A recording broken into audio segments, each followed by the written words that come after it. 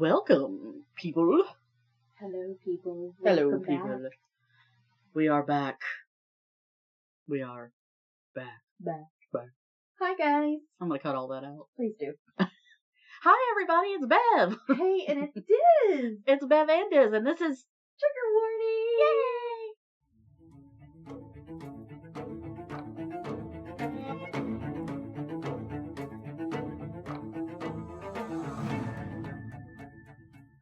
What you got today, Diz? Okay, guys. So today... Is it a ship? It is not. It's not a ship. It's not the ocean. It's not a ship. Oh, man. None of that. I was all original excited. I stuff. thought we were going to learn more about sailing. Maybe next time. Okay. I doubt it. Probably not. So, no, this is a true crime. Okay. It's about the Long Island serial killings. Ooh. Right? So, a few trigger warnings. Obviously, we'll talk about death. Uh-huh. A little bit about dismemberment. Oh. And some You said that so assault. casually. No, I'm just trying to Just a little bit about ease everyone into okay. it, you know? And you said domestic assault. Okay. And domestic assault a little bit. Okay. Not like heavy into it, but just a mention. Okay. And just a reminder before we get started on this one, this is our last episode of the season. Boo-hoo! Yeah, boo-hoo. But we'll be back in June. June 4th will be the first episode out for the second season. And so we want to thank everybody that stuck with us, and hopefully things are getting better and they're sounding better, and we are really enjoying this, so we hope you are too. So we'll go ahead and do this episode, and then we'll see you in June, I guess. That's right, guys. All right, guys, here we go. You ready? You ready? Okay, here we go. Maureen Brainerd Barnes was 25 years old. She was born June 14th, 1982 in New London, Connecticut. She had a sister named Melissa, that everyone called Missy, and a brother named William that everyone called Will. They lived in New London, Connecticut, and then they eventually moved to Norwich, Connecticut. I don't know how far away that is. It doesn't really matter. Okay, so when Maureen is 16, this would have been in 1998, she drops out of school. And then in 1999, when she's 17, she gets pregnant. Oh, no. She marries a guy named Jason Brainerd Barnes. They move in with his grandparents in Pawtucket, Rhode Island. And then Jason enlists in the army, and they move down south somewhere, but nothing really said where they went. Okay. So who knows? Probably moved around a couple times. All right, so that was in 99. In 2001, they moved back to an area called Mystic, Connecticut. And right after that, their marriage ends. It had not been going well. They'd only been married 2 years, but it wasn't going well. So she had gotten pregnant, so they decided the daughter, whose name is Caitlin, would stay with Jason a majority of the time. He had a job. The schools were better in his area. So she would mainly spend her time there, but Maureen could still see her and do things and keep her. That's unusual. Right? Mm-hmm. So Maureen gets a job at Foxwoods Resort and Casino and goes through like blackjack dealer school. Cool. Right? She moves in with her sister Missy and Missy's kids. They live in a place, it's called Bamford Manor Housing Development in Groton, Connecticut. Hopefully I'm saying these correct. Groton. So she lives with Missy and the kids for a while. Then in 2004, she moves out of her sister's house and in with her new boyfriend, whose name is Steve. So Steve runs a pawn shop in Norwich. So she's living with Steve. He never wants to be around her family or friends. So that's obviously a red flag that we're all aware of. That's called a red flag, people. And most people say that the relationship just seems very strained and toxic from the beginning. Mm-hmm. I never understood things like that where the guy seems like he just doesn't like the person that he's with. Yeah. That's what it always sounds like to me. It's sad. Yeah. But, she was a young mom, and yeah. So she aspires to be a singer and an actress. Mm-hmm. And, okay, you ready? She uses her MySpace to show off her music. Oh and my gosh, her poems. MySpace. That is old school. Now, for you out there, MySpace is what Facebook would be based off of, I guess. It was Facebook before Facebook was a thing. It's like pre-Facebook. Yeah, and I guess actually we're showing our age. Facebook isn't a thing for the young people these days either. Yeah. They're like, well, who are you? They're like, okay, You grandma. guys know we're older. It's fine. Yeah. So when she's on her MySpace, she does notice ads for modeling. Oh. And she goes to this site called model/mayhem.com. She gets friends to take pictures of her for free, and she sets up like a little portfolio to be a model. Okay.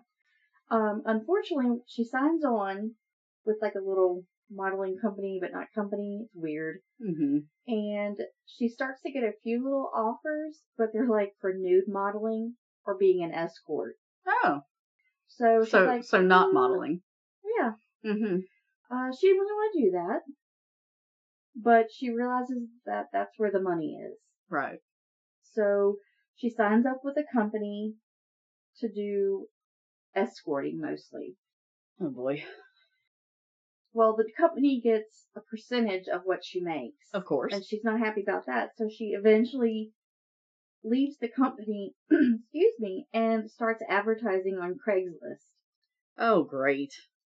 So she can keep all the money for herself and not have to pay the company anything. Now, was the company providing any kind of safety? No. Oh, nothing was ever mentioned about safety or anything. Okay, so they were just getting part of her money, but it was still just as safe as Craigslist was. Okay. Right.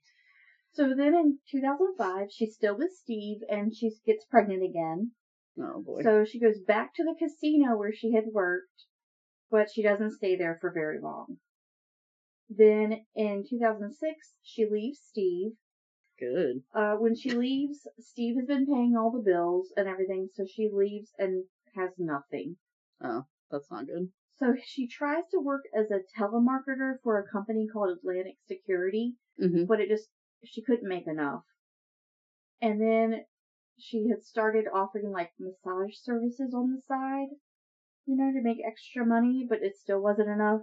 And she was facing eviction, so she needed $1,200 for back rent. Oh boy. And she needed that before her court date, which was set for July 10th of 2007. So. What was the court date for? Sorry. For the eviction? For the eviction. Okay. Yeah. So she does what she knows will make her money. She posts ads on Craigslist and some other sites, like Backpage or whatever. And it's to do escort work. Okay, so now we're going to move into 2007. On Friday, July 6th of 2007, Maureen travels to Manhattan with her friends Sarah Carnes and a guy named Matt, who happens to be one of Steve's friends. And he's also like her bodyguard. Okay. So he helps to keep her safe. Anyway, sort of. We'll see. Anyway. He's basically a person there that's male, so. Well, I think, yeah, he might be a driver for her as well. Okay. For when she's going to meet clients. I guess she thinks that it might at least make the person think about. Right. Like, before they try to do anything to her. That's what I'm thinking. It's maybe more for themselves than anything. Yeah. So they go by train, and they check into a Super 8 hotel. And then on Sunday, July 8th, just before midnight, she calls her sister and tells her that she's at Penn Station and is taking the train. Fantastic. Okay. Now we're down, move on to July 9th. At 10 a.m., Maureen has only made $700 over the weekend. Oh, geez. And she's like, I can't go back yet. I gotta stay. Now, her court day is the next day, the 10th. But she decides to stay to try to make more money while she's there. Sarah and Matt are like, we're cutting our losses. We're going back. So she's like, okay, cool. So they leave and she stays. At 11:43 p.m., this is all day it's been. Oh, geez. She calls another Sarah named Sarah Marquise to let her know that she's meeting someone outside of the motel. Okay, that was July 9th, 11:43 p.m. Okay. July 14th. It's been 5 days since anyone has spoken with Maureen. And she's missed her Sarah. court date because that was the next day. She's missed her court date. It's been 5 days. Sarah files a missing persons report with Norwich PD. NYPD helps Norwich PD with the investigation and then takes over the investigation. I'm surprised that they even investigated. I am too. Because you hear so many times, well, she's an adult, well, she's a sex worker, Well, so we'll get to yeah. that too. Yeah. Okay. So they look at phone records and they see that a burner phone calls a Marine on July 6th. There are 16 total phone interactions over that weekend between her and that burner phone. Okay. Her last phone activity was, like, for her phone itself, was at a place on 59th Street Bridge. I don't know why, but they specifically specified that. Okay. I don't know why. Because they didn't really go back and say anything else about it. So she's missing. A phone number called her 16 times. No one's seen her. Now, Melissa Mary Bartholomew was born April 14th, 1985, near Buffalo, New York. She graduated high school in 2003 and got her cosmetology license. She works at a Supercuts for a little while, then she decides to move to New York because she wants to become a stylist and eventually own her own salon. Okay. New York is where everything happens. And they're close because Buffalo, New York, they're right there to Manhattan and New York City. Yeah. So she rents a $700 basement apartment in the Bronx. Mm-hmm. And she tells her parents that she's working as a cosmetologist. Okay. Okay. In 2008, September 12th, she's arrested on suspicion of prostitution. Mm-hmm. And then April 2009, she pleads guilty to attempted prostitution. Okay. July 9th, she sends a text to her sister, who's 15 at the time. Now, Amanda is her sister, and she's the only family member that knows that she's actually an escort, and she's not a cosmetologist. Most members of her family think that she's like maybe an exotic dancer, but they don't think about her being an doing escort sex work. Yeah. Okay. So July 9th, she texts her sister. This is the last time any family hears from her. Oh.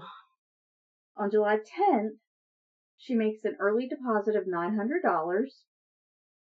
She checks her voicemail from 2 hotels, the Budget Inn and Best Western. Mm-hmm. July 11th, the family tries to report her as missing. NYPD doesn't take them seriously and says she's 24, she's not on any psych meds, she's not missing, she's where she wants to be. Okay. There it is.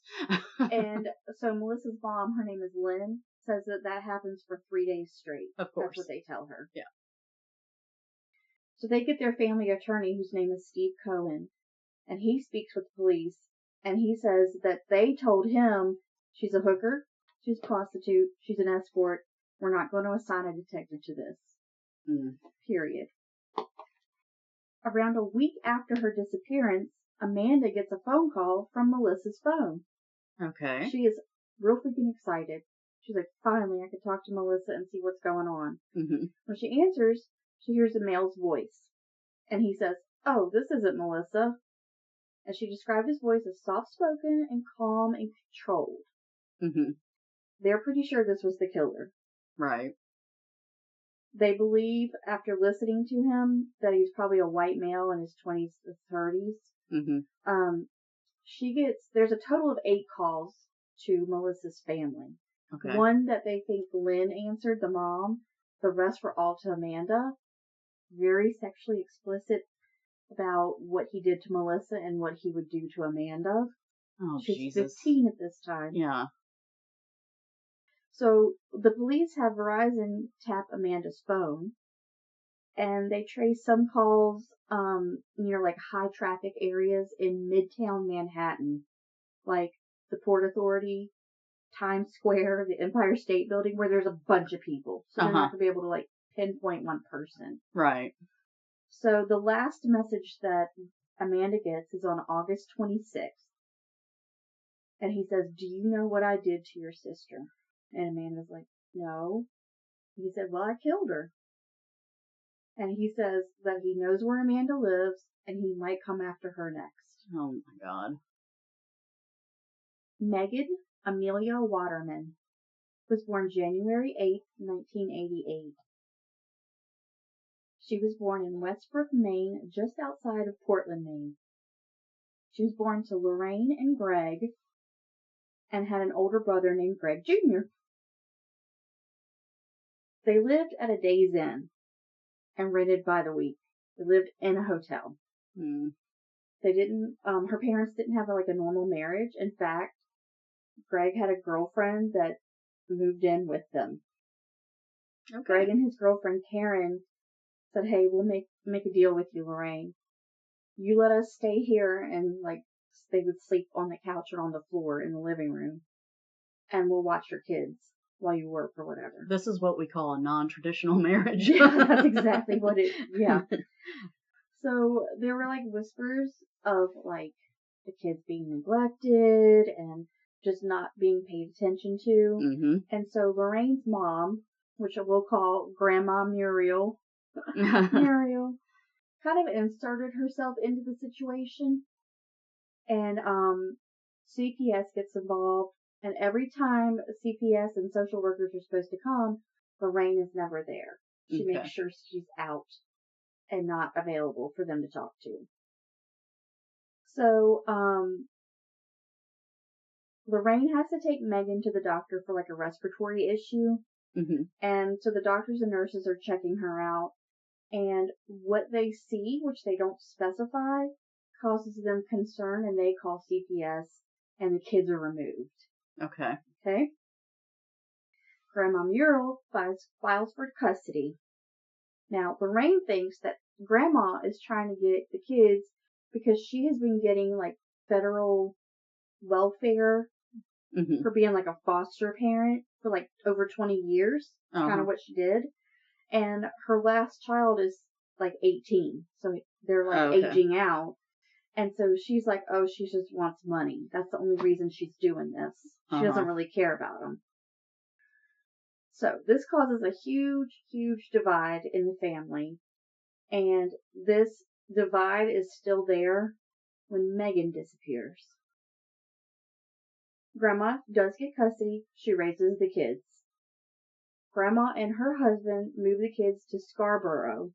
Mm-hmm. But their life is not easy. It's kind of hard. It is what it is. They've grown up some. Megan is now 17 and it's 2005. Okay. She drops out of school. She apparently had ADHD really bad and just hated school. So at 17, she's like, forget this. I'm out of here. So in the fall of 2005, she gets pregnant and says that the father is a guy that she met at a club in Portland, Maine, who's like in his 30s. Okay. Okay. So dad's not around. Right. So in the summer of 2006, she turns 18 and gives birth to her daughter, Liliana. Mm-hmm. And her nickname is Lily. Oh. But she's a really good mom. She takes really good care of Lily. She takes her swimming and like to the park and they dance and they read and she's a really good mom, which she didn't have. So that's kind of impressive. That's good. Yeah. And she gets like $400 from welfare for Lily, but that's obviously not enough. Right. And then she works at like a sandwich shop, like I think like a Subway, but not. So she's trying. Yeah. Yeah. But it's still not enough for her to live on, really. Right. So we're going to go from summer of 2006 all the way to October of 2008. Okay. 2 years. Megan gets arrested for theft in Scarborough and begins drinking and using drugs again. She had been clean because she had been pregnant and had done well with that, but she started backsliding. Mm-hmm. She meets this guy named Robert Blake and he's like, hey, sex work is where the real money is. Mm-hmm. And he essentially is a pimp. That's pretty much what he did. Yeah. And he has a protege named Akeem Cruz. And Megan and Akeem hit it off. He's like this tough dude from Brooklyn, you know? Mm-hmm. And he becomes her pimp and boyfriend. Uh-huh. And so they're together. He's like, I love you so much. I love Lily. They have this dream of like buying a house and being like a little family, which is fantastic. While he's continuing to pimp her out. But he's also abusive to her as well. Yeah. They talked to Lily now that she's obviously older, and she said she actually has memories of him hitting her mom and her mom crying and stuff like that when Oh, she was a that's little so kid. sad. So, pretty soon, Akeem starts taking Megan to New York where they can make more money with Right. her escorting. And he has other girls. He's a pimp, so he has other girls that he takes too. Of course, yeah. So Megan and these other girls that he's pimping out also become drug mules for crack cocaine. Of course. And you can guess where they keep it. Mm-hmm. So they do that for extra money. So now we're going to move into May of 2010. Okay. Akeem and 3 other men are arrested. They are charged with aggravated drug trafficking, and he is actually finally out on bail, and it's like Memorial Day weekend. Okay. So on Tuesday, June 1st, so the day after Memorial Day, Akeem and Megan take the bus from Portland, Maine to New York City. That's a long bus trip. Yeah. Megan checks into a Holiday Inn Express in a place that is funny sounding and looking. I think it's Hauppauge. It's Hauppauge. I always choose stories that have weird names. But there's a lot of weird names up in that area. Yeah. So she goes to the Holiday Inn Express. Yep. Akeem stays with some family that lives on Long Island. Okay. Okay, so they're in separate places. So on Friday, June 4th, 2010, Megan calls her friend Nikki and tells her that Akeem wants to have a baby with her and he loves her. Mm-hmm. And he's like, you won't have to do sex work anymore. This is I love you. Our future's going to be great. Right. It's a dream. We're all going to have a wonderful and American Nikki's dream. I don't know if it's Nikki or Niecy. It's Nicci, so it could be Niecy. It might be, yeah. But she's like, she has never sounded so happy as she did then. She was going to be with him. They were going to have have a baby. She didn't have to do escorting anymore. Supposedly, Decided. yeah. Right. Okay, the next day, Saturday, June 5th, Megan talks with her mom, Lorraine, and Lorraine's like, she sounded like herself. She just sounded like Megan. Yeah. Like her normal self. At 8 p.m., the security footage at the Holiday Inn Express shows Megan and Akeem leaving the hotel. At 8:30, Megan returns alone. Mm-hmm. Then at 9:50, Megan calls her grandma and talks with Lily. Okay. She talks to Lily every single day, 3 times a day. Every day. Morning, night, and usually sometime in the afternoon. Okay. Without fail. When she's away from her. At 12 a.m., Megan's Aunt Elizabeth says that Megan called her grandma again. Mm-hmm. And then... So at midnight. At midnight. Okay. So technically the next day at right. midnight. Then at 1:15 a.m., Akeem calls Megan. Mm-hmm. Then at 1:30 a.m., Megan possibly calls Akeem again. There's reports that say Megan talks with him, and she says she's going out, and they think that this is the 1:30 a.m. call, but I'm not really sure on this. It was kind of a weird situation. They weren't sure. Okay. But then at 1:30, Megan leaves the hotel. Okay. Alone. She's left all of her belongings and her cell phone in the hotel room. That's kind of strange. Okay. Weird. Okay? According to an unnamed law enforcement source, Megan arranged a meetup with a client without telling Akeem. Oh, okay. And she's leaving to meet this client at his car, they think. Okay. And an unnamed witness said that they saw Megan outside the hotel heading to a nearby convenience store. And that was the last time anyone really saw her. They think this is the last time anyone saw her. Okay. So on Sunday, June 6th at 11 a.m., sorry, there's lots of dates and times. Yeah. Akeem calls Grandma and asks if she's talked to Megan. And she says, no, she's supposed to be with you. And he says, well, she's missing. I have to wait 48 hours to get the police to listen, is what he tells her. Mm-hmm. So she's missing. The first news article about Megan's disappearance occurs on June 17th. which are 11 or 12 days after she has disappeared. That's ridiculous. Isn't that crazy? But that's the way. Oh my God. The fact that they tell people you have to wait 48 hours. And they don't. And everybody knows that. I don't think we've ever told anyone that. That's like the first hours are the most important hours. That's when you can catch up to them. Possibly. Alright, so in July and August of 2010, Akeem is arrested for failure to appear, for drug trafficking and violation of conditions of bail from some pending charges from a drug bust in May. Mm-hmm. He had 13 grams of crack cocaine worth about $1,300 and like $500 and some in cash on him at the time. Where was he keeping it? I don't know. Definitely not where they had to. Yeah, probably not. So November of 2010, Akeem is convicted of drug charges and sentenced to 20 months in prison. Mm-hmm. And Megan's family and the press immediately cast him as the villain. It's him, you know. Amber Lynn Costello was born February 10th, 1983 in Wilmington, North Carolina. She lives in Clearwater, Florida for a few years and then moves to New York after her second marriage ends. Okay. Her ex-husband says that their marriage ended because of her heroin use.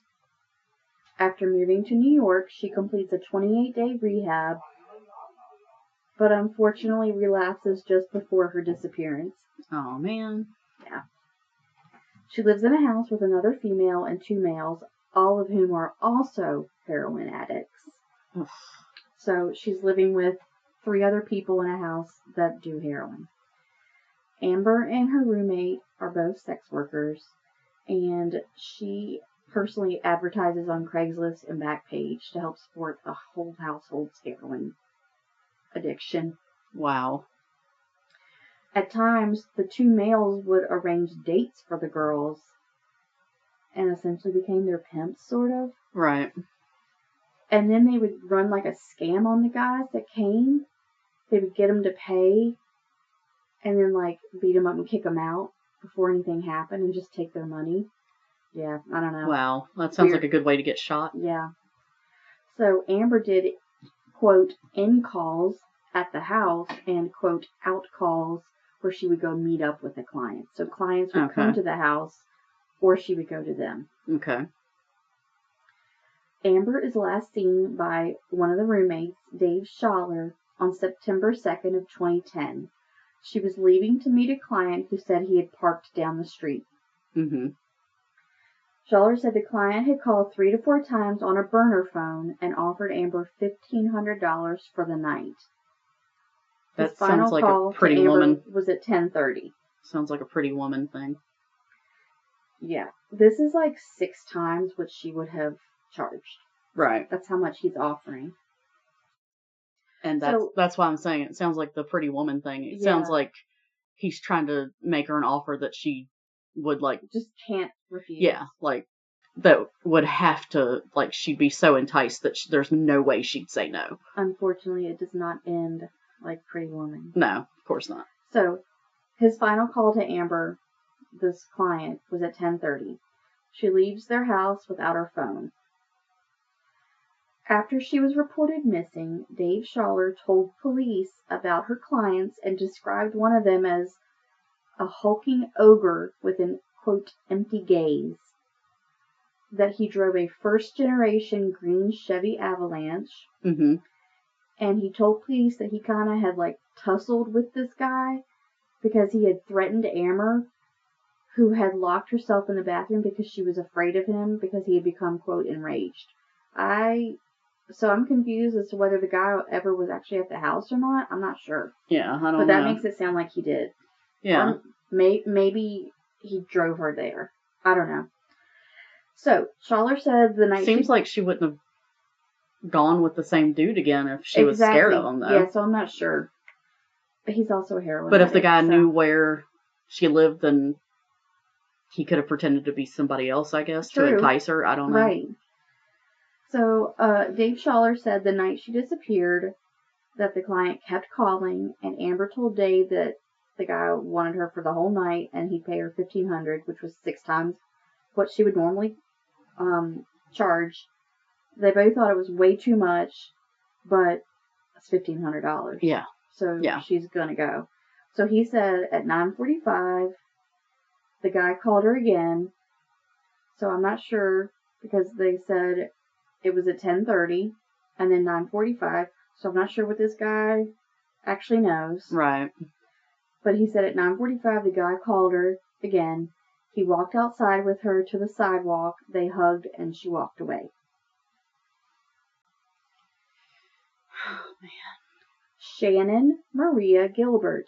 Oh, yeah. Good Lord. Born October 24th, 1986 in Lancaster, Pennsylvania. She's the oldest of 4 girls. There's Shannon, Sherry, Sarah, and then a half-sister named Stevie. They were born in Lancaster, but they end up relocating to Ellenville, New York in 1987. So just a year. So it's just her probably at that point. Mm-hmm. She went into foster care and lived away from her sisters for most of her childhood. She wanted to be an author, an actress, and a singer. So in 2007, she starts doing sex work at age 21. In 2009, she leaves the company, in quotes, that she worked for, quote, Lace Party Girls, mm-hmm. and freelances on the sites like Backpage and Craigslist. Uh-huh. In 2010, in the early hours of May 1st, Shannon leaves New York City and meets a client from Craigslist at his house at 2 a.m. in a gated community of Oak Beach, Long Island. Okay? Nice community. It's gated. Her driver, whose name is Michael Pack, drops her off and waits in the car outside.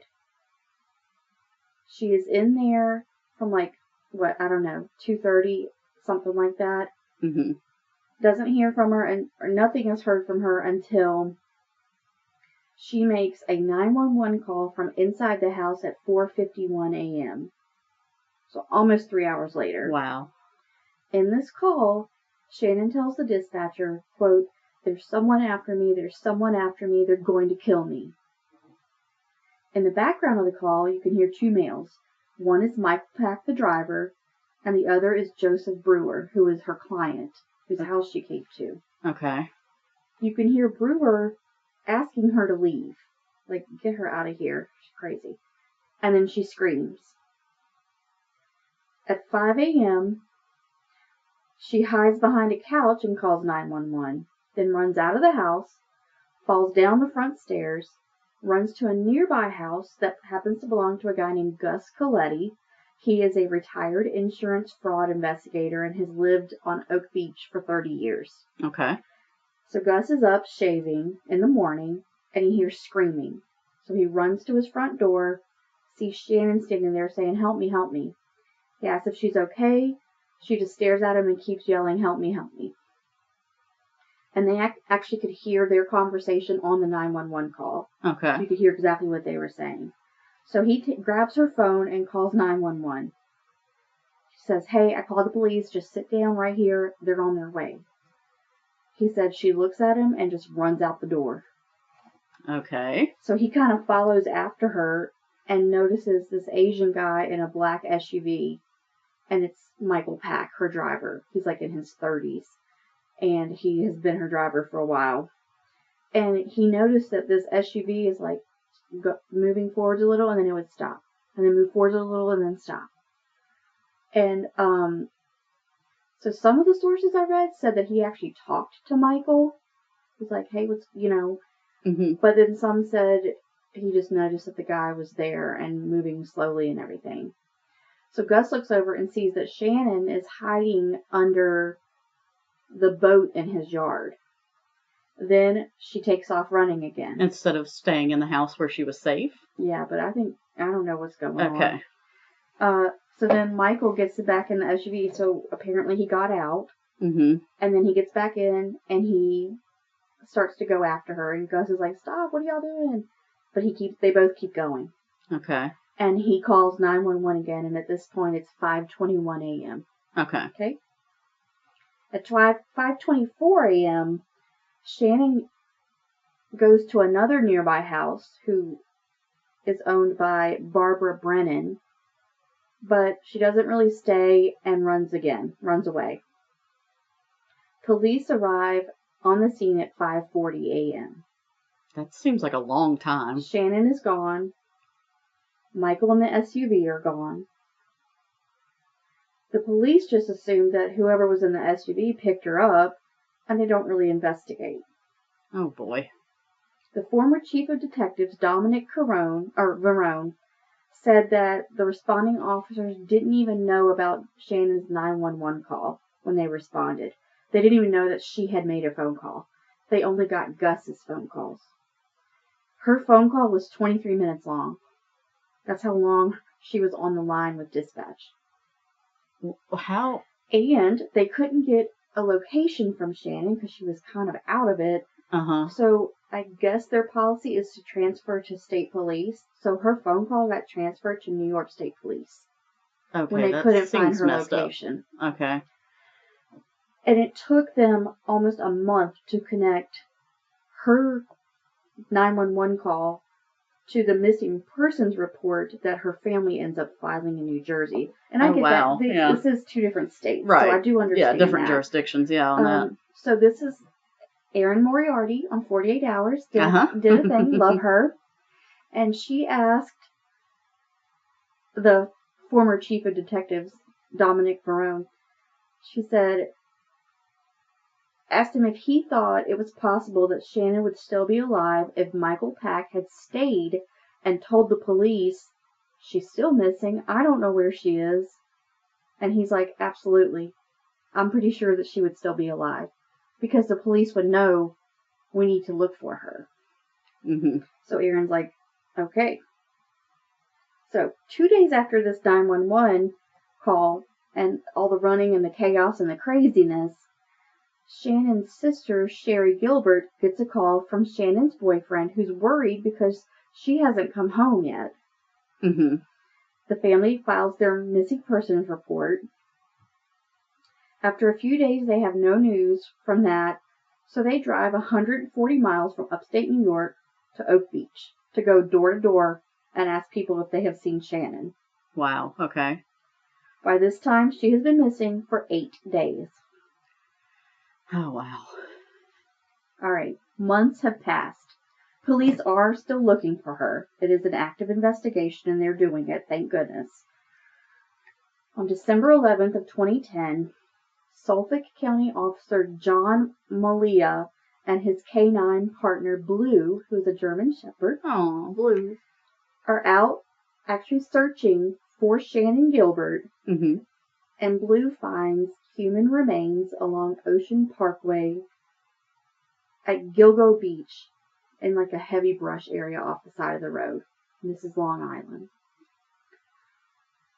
As the dog continues to sniff around and they're still looking, they also find 4 more sets of remains. Each of them are 500 feet apart, and these 4 become known as the Gilgo 4. So I know that like the episode started with like that it was going to be a serial killer, and I still was like hoping that it would not be. I know. It is. It's like you're listening and you're just like, please don't hurt them. Can we get a twist and it be a good twist? Right, yeah. The Gilgo 4 actually finally get identified. The first one, Maureen Brainerd Barnes, mm-hmm. Melissa Barthélemy, Megan Waterman, and Amber Costello. So all of the girls that we had talked about earlier were the victims.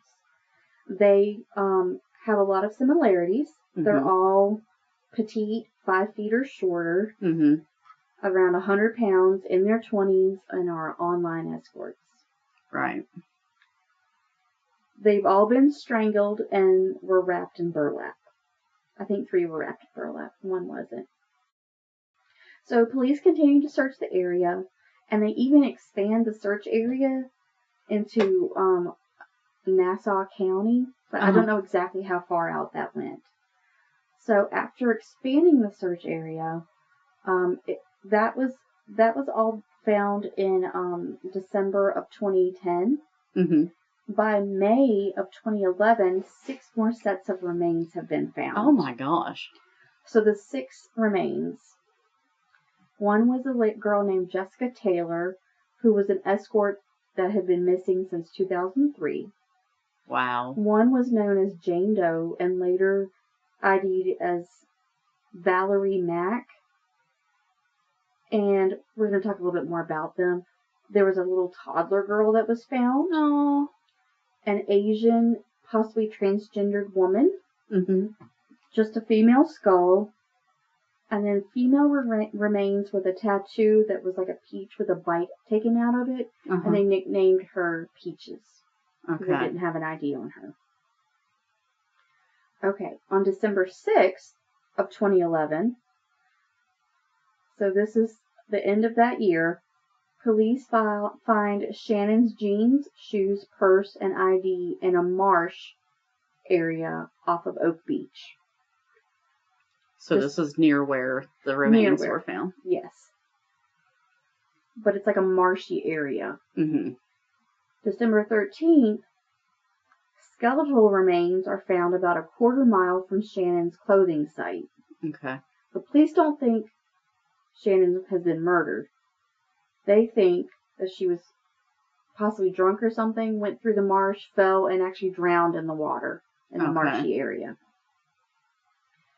So for almost a decade, the investigation just stalls. That's all they have for like almost a decade.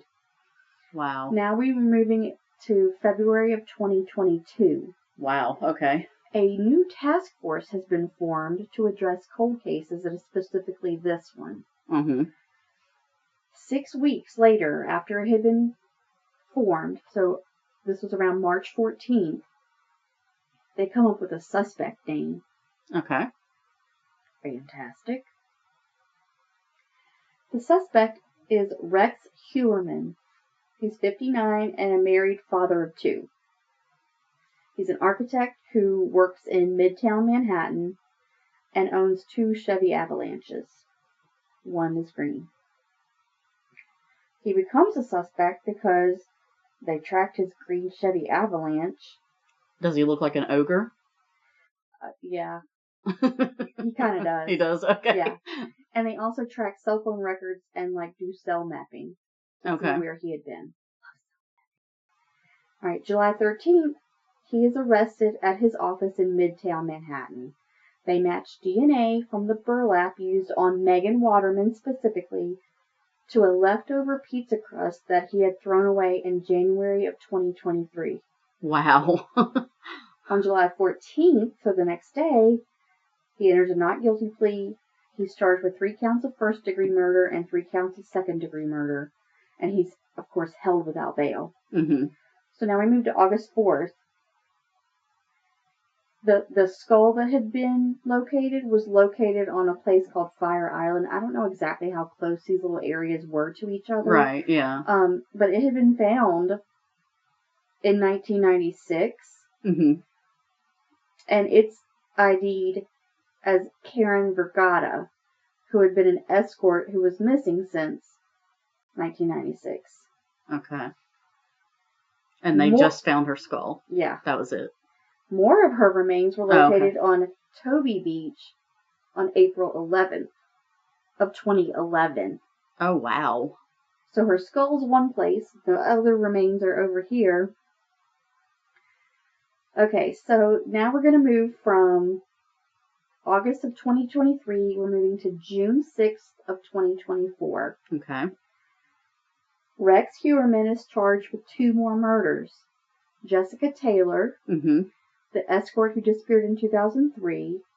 Her remains were found at Gilgo Beach in 2011, and more remains had been found in Manorville in July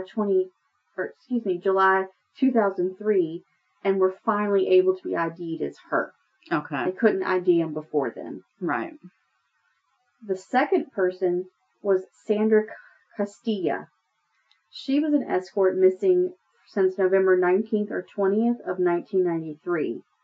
Her remains were found in an area called North Sea, Long Island, in a wooded area, and hunters found her remains. Wow. This guy's been at it for a couple of decades. Yeah.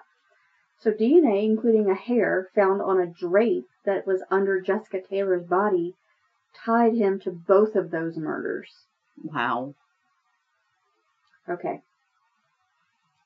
December 17th of the same year, he's indicted for murder of the Jane Doe, who was ID'd as Valerie Mack, and she also went by Melissa Taylor. Mm-hmm. She's no relation to Jessica Taylor. Okay. That's just the name she used, so people didn't know her real name. She had been missing since 2000. Okay. This was in 2024. Wow. Okay. So we've talked about a few of those 6 remains that were found. Mm-hmm. 3 of them. So there's 3 more. So the Asian female, Mm-hmm. Baby Doe is what the little girl was nicknamed, and Right. Peaches are still unidentified at this point. Oh. However, it was determined through DNA that Peaches was the mother of Baby Doe, Oh. even though the bodies were found 6 miles apart. Wow. And none of these 3 have ever really been connected to Rex Huberman, so they don't believe he had anything to do with this. Peaches was just a torso. Oh, okay.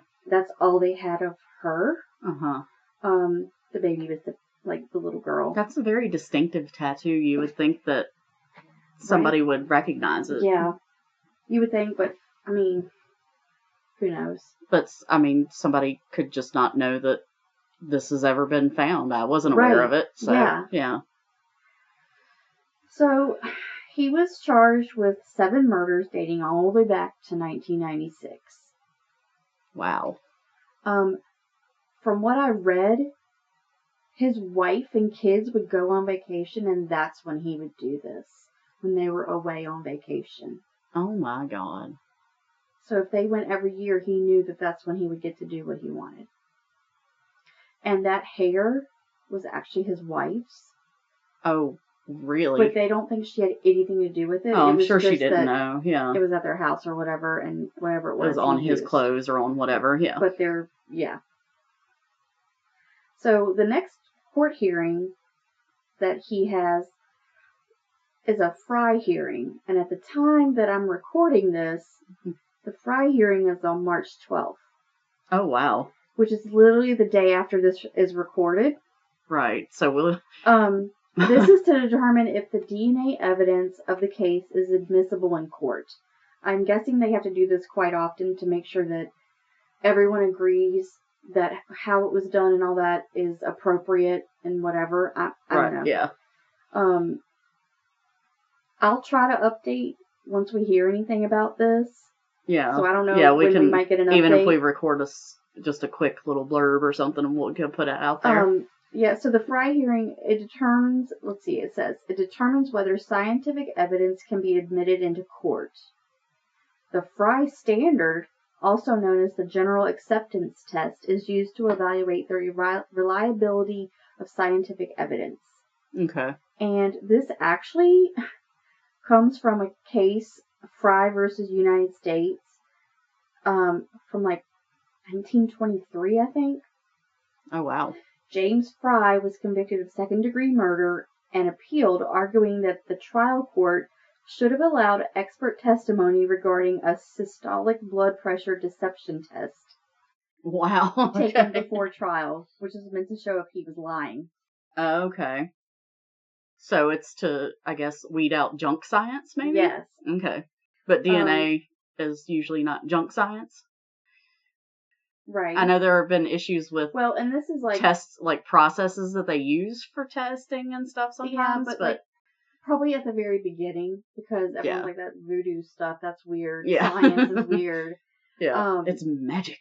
And they just have to make sure that the techniques and principles that they use are accepted. And chain of custody was followed and stuff, I guess. Stuff. Yeah. Okay. So the District of Columbia Court actually rejected the science validity of the lie detector or polygraph test in the Frye case. Right. Because the technology did not have significant general acceptance at that time. Right. Yeah, and that's why it still isn't accepted. They use polygraphs still, but they don't. But it's more of we're pretty sure it's this person, so now we need to get all the other evidence. Yeah, they kind of use it more as a, hey, you failed your polygraph. Now, look, if you put me in a polygraph, I'm going to be stressed. I'm gonna fail. Yeah. I'm going to fail. It's not going to, I'm going to die. It's going to die. Yeah.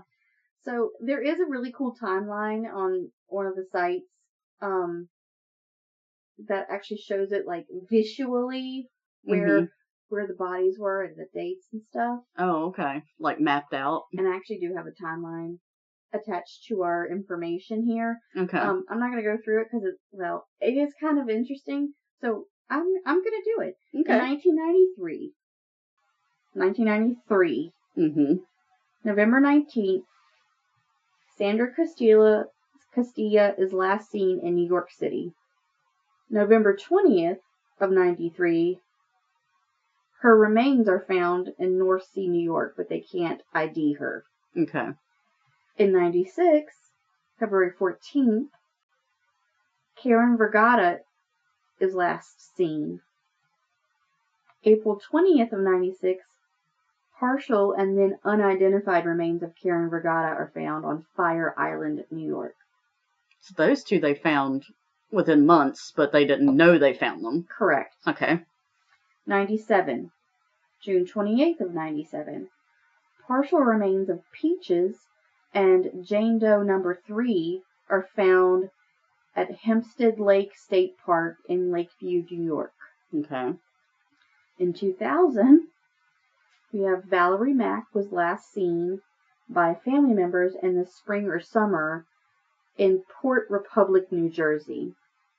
And then in November 19th, partial and unidentified remains of Valerie Mack are found in Manorville, New York. They don't know it's her. That's the thing. And most of those, they don't know who it is yet. Right. In 2003, July 21st, Jessica Taylor was last seen at the Port Authority bus terminal in Manhattan. July 26th of 2003, partial remains of Jessica Taylor are found in Manorville, New York, where Valerie Mack's remains were also found a few years before. Okay. In 2007, July 9th, Maureen Brainerd Barnes was last seen in Manhattan, and her friend received a phone call from a man, her friend Sarah, that she had gone into New York with, and that gets a phone call from a man claiming that he had just seen Maureen Brainerd Barnes, that she was alive and staying at a whorehouse in Queens, is what he says. Okay. 2009, on July 12th, Melissa Bartholomew is last seen in Unionport, Castle Hill, Bronx, New York. It's a mouthful. 5 days later, between July 17th, which is 5 days later, and August 26th is when her sister gets all those horrible phone calls from Jerkface. 2010, May 2nd, Shannon Gilbert makes a panicked phone call to 911 after fleeing a client's house. She bangs on the doors of several neighboring houses and then disappears at Oak Beach. On June 6th of 2010, Megan Waterman is last seen in Hauppauge, whatever, New York. If you guys know how to say that, please let me know. September 2nd, Amber Lynn Costello is last seen in West Babylon, New York. December 11th, the remains of Melissa Bartholomew are found at Ocean Parkway, Long Island, New York. December 13th of 2010, the remains of Megan Waterman, Amber Lynn Costello, and Maureen Brainerd Barnes are found at Ocean Parkway, Long Island. It's weird that their bodies are in different places. And at first, I think at first they were found, like the first couple were just a few months after they went missing. Yeah. But they weren't at the same spot, so they didn't seem like they were connected. Right. And then they would find them far away from each other and enough time between them. And they were high risk, because they were, quote unquote high risk because they were sex workers or whatever. And so they never connected them. Right. And depending on how far back, like in the 90s, absolutely not. Yeah. Departments didn't really talk to each other a lot. Right. Yeah, different jurisdictions and like just far enough away from each other that people wouldn't connect them or just enough time away from each other. Yeah. You know, if he was waiting for his family to go on vacation, and like one year maybe they took 2 vacations, but the next year they only took 1 vacation or something. It left just enough time or just enough distance between their body or their remains or whatever that they never connected them. When it looks like at times it would be like every 2 or 3 months is when he would take another or whatever. All right, so now we're back down to 2011. Okay. On March 29th, further partial remains of Jessica Taylor are found at Ocean Parkway, Long Island, New York. And then on April 4th, the remains of Valerie Mack, Asian Doe, and Baby Doe, they're later to be found, the 16 to 24-month-old daughter of Peaches, are found in a brushy area in the Ocean Parkway, Long Island, New York. That's what we were just talking about, all that. Right. All those bodies that the dogs were finding. April 11th, the further partial remains of Peaches and Jane Doe number 3 are found at Jones Beach State Park in Nassau County, New York. Wow. They wouldn't have found them most likely if they hadn't widened the search area. Right. September 20th of 2011, Baby Doe is identified as the daughter of Peaches, and partial remains are found in 1996 and then in April 11th that are matched to be the same person who was later identified as Karen Vergata. So she was the skull at first, and then more of her remains were found. Right. Okay. There were partial remains found in 2000 and on April 4th that matched Valerie Mack, later identified as Valerie Mack. And then they did a composite image of Asian Doe and released that to see if anybody recognized her. But they never got any hits response. From it. December 13th, remains of Shannon Gilbert are found in the marsh at Oak Beach. In 2012, on May 4th, Shannon Gilbert's death is ruled an accidental drowning by Suffolk County Medical Examiner. Okay. 2016, December 13th, Peaches and Jane Doe are positively identified as the same person. So they thought they were, and then they actually did say this is definitely the same person, found in 2 different places. Okay. In 2020, on May 6th, Suffolk County is ordered by New York State Supreme Court to release the recording of Shannon Gilbert's 911 call. Oh, wow. Okay. On May 28th, police announced forensic identification of the formerly unidentified remains of Valerie Mack. So now they're letting the public know that they ID'd this body. Okay. Oh my gosh. Okay, guys, we're almost done. In 2022, remains first found in 96 were identified as Karen Vergata. There's so much overlap. Because they keep finding different portions of the remains, so... On May 23rd, the recording of Shannon Gilbert's 911 call is officially released. That's been 2 years, by the way. Yeah. Since they told them to do it. Right. It takes a lot of red tape to get through that. 2023, on July 14th of 2023, Rex Heuermann is charged in relation to the murders of Megan Waterman, Melissa Bartholomew, and Amber Costello, and is named as a suspect in the murder of Maureen Brainerd Barnes at that time. Okay. On August 4th, police publicly announced forensic identification of the formerly unidentified remains of Karen Vergata. So they are telling them about that multiple times because they keep finding her. Wow. 2024. Okay, here we go. On January 16th, Rex Heuermann is indicted for the murder of Maureen Brainerd Barnes. On June 6th, he's indicted for the murders of Jessica Taylor and Sandra Castilla. On September 16th, an updated forensic sketch of Asian Doe is released, both male and female presenting versions. And then on December 17th, Rex Heuermann is charged in relation to the murder of Valerie Mack. And so now we're just waiting for that Frye hearing to come to see if they can show all this DNA evidence. Yeah. Which, if they can, they're bound to do it, right? There's no way they're not going to. Yeah, I hope so. And then we'll see, like, what happens after that. I mean, he's going to go on trial, but Wow. 1993 was the oldest. As you were going through that, I remember now hearing something about this case. Yeah. Because I remember thinking, oh my gosh, it's like he just planted these people. Like, you almost saw them, like, laid out, like, along, because... Ogre. Oh, he does look like an ogre. Right?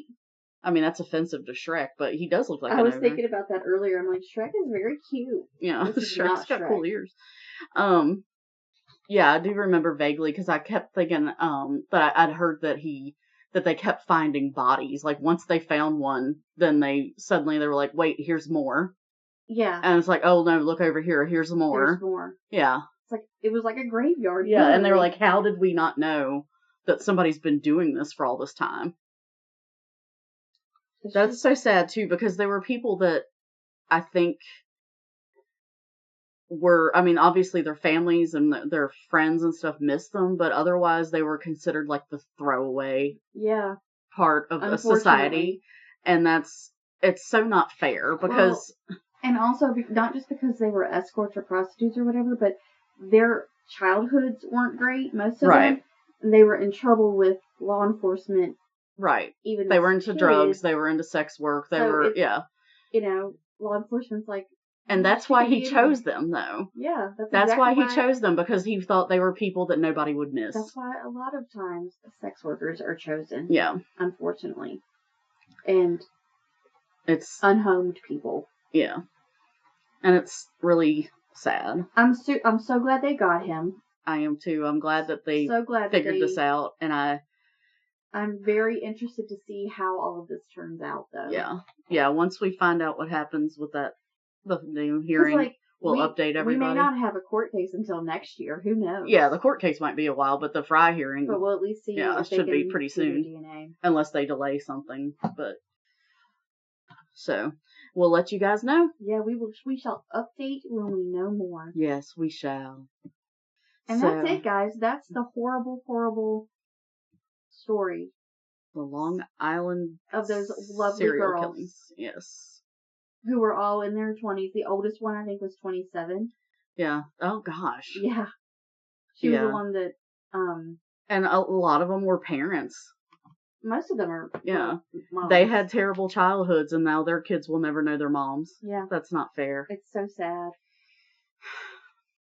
Okay, well, on that note... Womp womp. Sorry, guys. I know it's really a bummer, but... I mean, a serial killer case is never upbeat. I mean, they're never, exactly. And this one just blew my mind because of because it was so much and over such a long period without anybody knowing. And I think, too, because it's close to our time. It's like... Not like from... I mean, I know it was from the 90s, which you and I were both alive. The 90s and the 2000s, and it was... You hear a lot about serial killers from the 70s and 80s and stuff, and but then when you hear it from like the times when we were old enough to be victims of it, because we were teens or early 20s, it's like that's crazy. It makes it more real, kind of. It's chilling. It is chilling. So. Okay, well, we will catch you on the flip side, I guess, you guys. We will catch you next time. Yes. Thanks for the episode, Diz. That was our finale for the season. Oh my gosh, wasn't that amazing? We did such a good job. I listened attentively, and you told story. It was same. Awesome. Yeah. Okay, guys, that was it for season 1. Thanks for sticking with us. We'll see you again in June. See you guys in June. Tell them the thing, Diz. Don't forget, watch for deer.